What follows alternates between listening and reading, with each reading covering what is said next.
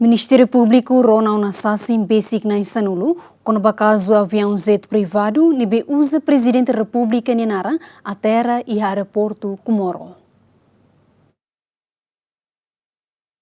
E a loron rua fulanzuilo tinane, mais ou menos tukulima lorokraik, Aviaun Jet Privadu ida us Indonésia, lori Prezidente Repúblika naran, o de aterra e Aeroportu Internacional Nicolau Lobato. Relaciona ao caso ne Procurador-Geral República Nelson de Carvalho hateten, caso ne Ministério Públiku rona una depoimento husi sasin besik nain-10.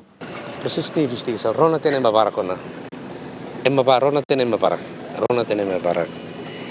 E batbalo ne que orsida kuliah, de nguluk nima katete de questão de segredo de justiça, hama kuliah fale, divulga fale mas orsida lá dentro. Tá tem. Parte da aviação tem até ainda, né? Parte da nain-10 da sala, desculpa, carregar o sala.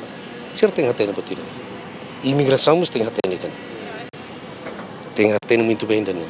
Quase sanuli da cara, quase sanuli. Testemunha balo mas bela sai falar guido.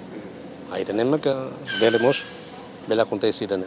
É malori ni naran dos galera. Sim. Não estamos nem sai falar guido. Tá muito bem baraga falar.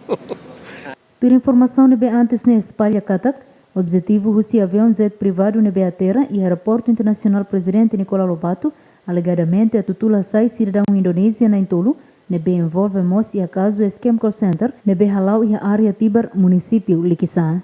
Santina de Jesus, Jacinto Fuca, GMN.